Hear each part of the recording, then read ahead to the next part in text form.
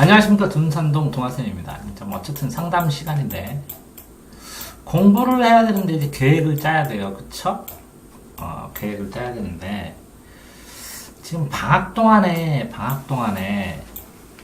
이렇게 이 방학 동안에 이 영어하고 수학을 제외한 나머지 과목들을 전부 다 한 번쯤 시험 기간을 스크랩을 했어요. 왜 스크랩을 했냐면 학교 다니는 동안에 이게 무슨 말인지를 모르면 이게 뭐 딴 나라 얘기하냐고. 그 다음에 이게 한 번쯤 본 거를 수업 듣는데 더 집중력도 잘 되고 호기심도 되려고 예습으로 나머지들을 다 스크랩을 했어요. 그런 다음에 이 한 주, 두 주가 지금 지나가고, 그쵸? 그 시험까지 한 5주 정도가 남았어요. 맞나요? 자, 그런 상황에서 정말 잘하겠는데 아쉬운 게 뭐냐면 이게 천일문을 쓰기 시작했거든요. 그래서 영어를 이걸 들으면서 정리하는 걸 보고 재미가 들기 시작하면 이거 자동으로 계속하면 장래를 위해서 굉장히 도움이 많이 되는데 잘했으면서 중단한 욕이 정말 아쉬워요. 왜 그러냐면 현재 있는 영어 지문을 해석하고 문법을 하더라도 뭔가 이게 누적된 게 있어야 나중에 이거를 밟고 발전을 하는데 누적시킬 수 있는 방법을 딱 찾아가지고 그냥 할만해요 하고 했었는데 이게 딱 중단이 돼버렸어요. 그러면 이거를 하고 꾸준하게 하고 나중에 영어를 하면 현재는 영어 점수가 안 나오더라도 장래에는 계속 발전시킬 수 있는 여지가 생기고, 제가 그랬잖아요. 이 천일문을 3번을 쓰면 1000만원 가치가 있다고. 그런데 쓰다가 말아서 정말 잘했는데 아쉽다고. 이해됐나요? 두 번째는 이 탐구도 스크랩을 다 했고 과목마다 국어도 스크랩을 다 했기 때문에 이렇게 스크랩을 했으면 이제 읽어보고 그냥 문제 풀면 되거든요. 먼저 모르는 문제 풀고 틀린 걸 가져오면 이 틀린 걸 보고서 틀린 거 해설에다가 간단하게 정리를 하든지 써놓으면 틀린 걸 보고서 주변의 이론을 다시 설명해주면 또 한 번 문제 풀 때 진전돼가지고 이제 어려운 문제도 풀 수도 있고 그렇거든요. 근데 이제 정리가 됐다는 건데, 이때 읽을 때 엄청 잘했던 거는 요거를 스크랩을 해주면서 굉장히 다 여러 번 열심히 한번 읽었다는 거죠. 근데 횟수상으로 이 국어든 탐구든 이거를 한 번이 아니라 3번 정도를 읽기 시작을 하면 흐름이 잡히고, 이거 중에 시험 나올 걸 또 뽑아갖고 체크를 하면 이걸 정리해서 암기를 하면 문제 풀 준비가 되거든요. 그래서 문제 풀 준비해서 문제까지 풀지 않으면 탐구는 점수가 안 나오거든요. 실력은 향상이 조금씩 돼가고 있는데 이거를 이렇게 중요한 시험에 나올 만한 걸 모으면 되거든요. 체크하고 그 문장을 이해 못하면 형광펜만 딱 치면 설명을 해줄 거거든요. 그러면 이걸 설명을 다 그래야 이거는 어느 정도 대충 이해했으니까 문제 풀면 그 전에 봤던 거니까 이 해설, 이 문제는 이해 못하더라도 해설을 읽으면 이 내용을 설명한 거니까 좀 이해가 돼서 혼자서도 집에서 쓸 수 있기 때문에 실제적으로 이 국어 같은 경우에 탐구 같은 경우에 이 아자 시간에 이거 문제를 다 풀어오면 틀린 걸 채점까지 해오면 틀린 거를 수업을 해줄 수 있거든요. 근데 그게 안 돼요. 근데 또 아까운 건 뭐냐면, 그래서 누적 기록부를 써주면 본인이 한 장으로 읽을 수 있는 거, 문제를 풀 수 있는 거, 그 다음에 학교 수업 시간에 이렇게 지내면 야자 시간에 이거 하고 이 시간에 이거 하고 이게 명확하면 네가 공부할 수 있는 총 시간이 몇 시간인지를 알아야 그걸 가지고 공부할 게 이만큼이면 이만큼만 공부하자 하고 계획을 짜주는데, 이 학습 누적 기록부를 쓰지를 않으니까 이걸 분석을 해가지고 어떻게 할 방법이 없네. 계획을 짜주고 싶어도. 그럼 추상적으로 계획을 짜준다고 치면 지금 상황에서 그렇습니다. 그냥 이게 누적 기록부를 안 썼지만 하다 보면 한 1주, 2주, 3주, 4주가 남았어요. 이 4주 때는 암기하고 다음날 거 한번 읽어보면 끝나기 때문에 없는 거거든요. 시험 보기 직전이니까. 그죠? 그러면 여기에는 이렇게 요번 주에는 이게 다 풀었기 때문에 자습서하고 평가 문제집의 문제집을 다음 주에 다 푼다 이렇게 하면 될 텐데, 시험 범위는 스크랩을 해줬기 때문에 충분히 평가 문제집을 다 풀고 자습서하고 평가 문제집을 풀려고 하니까 틀린 거 있으면 해설에다가 간단하게 틀린 거 정리하고, 그러면 이렇게 틀린 거 간단하게 정리를 하다가 자습서 평가 문제집을 이 틀린 거를 찾아보려고 만약에 노력을 하면, 왜? 이 시험은 언제 본다고? 야자 때. 그죠? 야자 때 이거 시험만 보면 돼. 그럼 시간 잘 가요. 그냥 멍하니 보는 것보다. 근데 틀려도 상관없어. 틀린 거를 채점을 하고, 풀면 채점하고 정리해서 틀린 거를 조금 쓰다가 보면 정신없이 정리하다 보면 야자 다 가거든요. 홀라. 이해되나요? 네? 그러면 이 자습서 평가 문제집을 다 하면 여기에서 내가 이렇게 자습서 평가 문제 푸는 동안에 모르는 문장들 다시 한번 읽어보잖아요. 그러면 이런 문제, 자습서와 이런 문제가 나온다. 평가 문제집에 이런 문제가 나오니까 요 부분 시험법은 나왔어. 이 부분 시험법이 나와서 이렇게 다시 치고, 모르는 걸 형광펜 치면 이걸 다 설명해 줄 수 있거든요. 그러면 나머지 기간에 노트나 학교 선생님이 주는 프린트나 아니면 어떤 거 모르겠다고 요점 정리를 해가지고 내 수업을 봤던지, 그러니까 학교 수업이 써는 거 있어요? 노트에다? 네. 그거 갖다 주고 다시 설명해 줄 거 없어요? 무슨 얘기냐면, 그 누나 같은 경우에는 학교 수업한 걸 여기다 모르는 걸 다 써오면 이걸 통째로 다 수업해. 학교 수업했던 거 다 선생님이 설명한 거 다시 다 설명해. 프린트 아니면 노트? 노트에다 써와도 설명해줘요.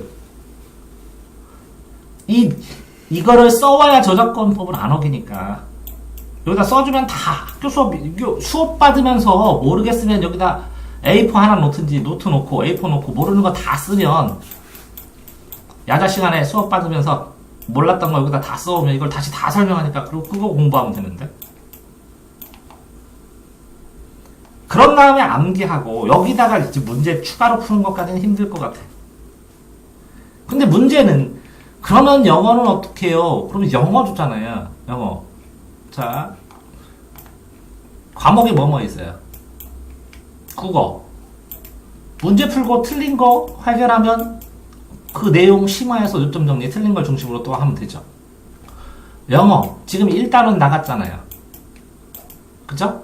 그거 본인이 문장도 쓰고 밑에 해석도 이렇게 맞춰서, 단어에 맞춰서 써보고 그러면서 자꾸 독해를 해봐야지. 아니면 이거를 처음부터 끝까지 영어를 계속 반복해서 밑줄 치고 20번 읽든지 구멍나게. 그럼 줄거리라도 알아야 나중에 밑에 맞춰서 찍지. 수학.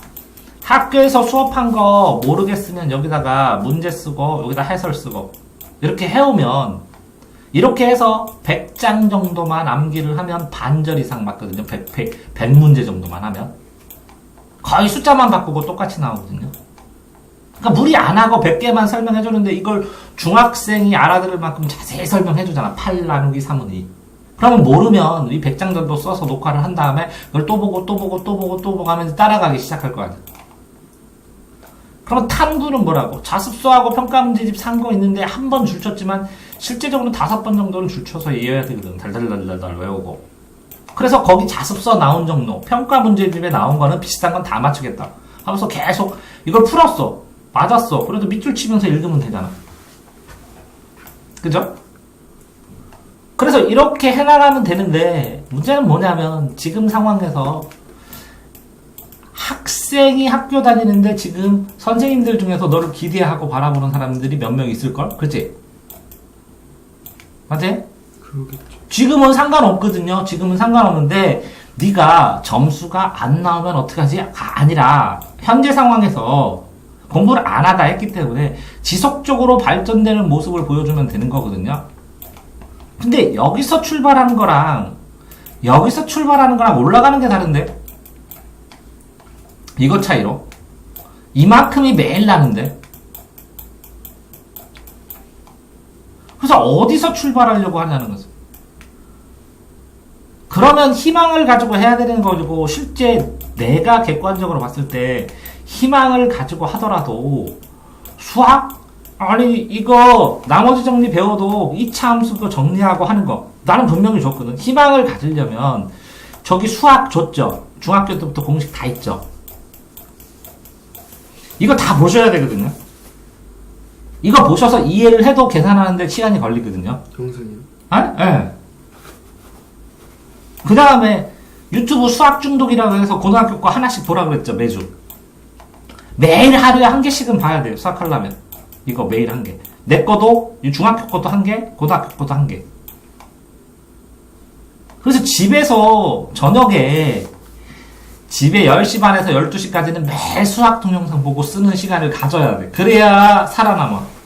그런데 이렇게 안 하지, 지금. 그쵸? 자, 그러면, 나도 힘든 건 알다니까? 안 와서 하면. 객관적으로 쳐서 공부를 하나도 안 하다가 하루에 평균 5시간씩 매일 거의 일주일, 한 6일은, 5, 6, 30시간은 공부를 했어. 그러면 이게 일주일에 30시간 공부하면 몇 등급이냐? 한 5등급 정도 나와, 5등급. 일주일에 30시간 하면. 방학 동안에. 5등급에서 3등급 사이. 너나, 누나나 공부한 게 똑같잖아. 근데 양은 훨씬 많이 나갔지, 누나가. 근데 문제는 뭐냐면, 이게 공부를 할 때 내가 왜 그러면 영어 수학을 여름방학 때 본격적으로 또 나가더라도 가라 그랬는데 네가 안 나가니까 영어 수학을 못하고 나머지 기타 과목을 다 했잖아. 할만하게. 그치?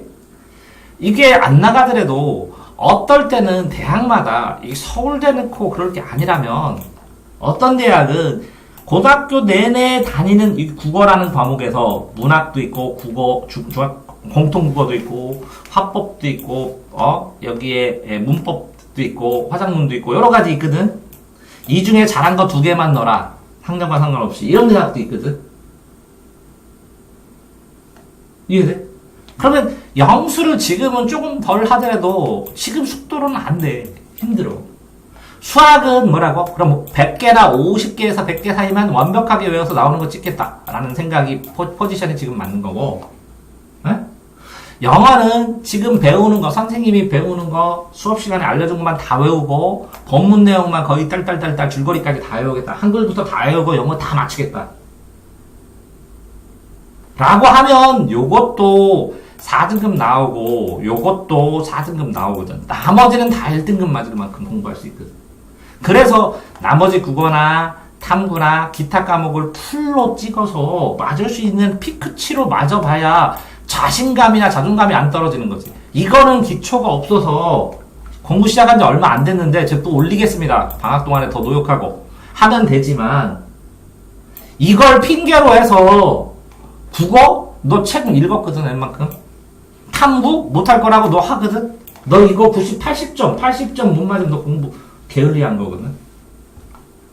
80점이면 2등급, 3등급 나오거든.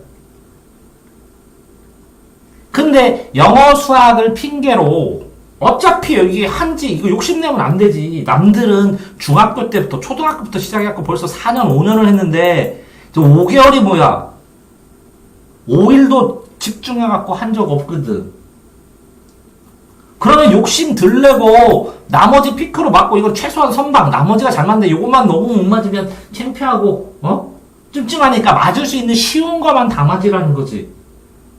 1등급 목표도 아니고 서울대 목표도 아니고 네가 할 수 있는 거 공부를 하면 방학 때처럼 밑줄 치면 되거든. 밑줄 치고 10번 읽고 20번 읽고 보통 읽는 것도 이만큼 있었지. 다 읽었지. 지금 2번째 읽을 때는 중요한 것만 체크해 놓으면 3번째 읽을 때는 중요한 것만 읽을 수 있잖아. 이렇게 아니야? 그럼 중요한 것만 여러 번 보면 여러 번 자꾸 중요한 거 여러 번 쳐갖고 이 동그라미 친 것만 다 외우자. 그러면 시험 문제 맞추잖아. 그럼 충분히 공부를 할 수 있는데 내가 볼 때는 지금 무기력하다는 거야. 이렇게 분명히 몇 과목만 뽑는 것도 있고 전 과목 안 나가고 어떤 2과목만 넣으라는 대학도 있어. 심지어는 이 한 과목에서 이렇게 2개만 넣으라는 것도 있고 어떤 과목은 2과목만 넣는 것도 있고 대학마다 천차만별이거든. 그리고 봐봐. 내가 영어를 하나도 못했다고 쳐. 수학도 하나도 못했다고 쳐. 그럼 논술을 하려면 탐구하고 국어는 알아야 논술로 쓰지. 그래서 논술 몇 프로로 해서 가는 대학도 있거든. 논술 100%도 있고. 글을 써야 되는데 뭐 알아듣는 게 있어야 쓰지. 그리고 봐봐. 영어하고 수학 그래 못했다고 쳐. 네가 나중에 사업하고 장사하는데 아무 필요 없다. 국어하고 탐구는 필요하다. 상식인데. 에? 글을 못 알아들으면 말빨이 무슨 말인지 말귀를 못 알아듣는데 해야 될 거 아니야. 그래 대학 가는 거 영수라고 쳐. 살아가면서 국어하고 탐구는 해야 될 거 아니야. 읽으면서 아빠 이것도 몰라 상식 하나도 없네 이런 소리 듣고 살 거야. 나중에 좀 읽어야 되는 어차피 시간 가는데.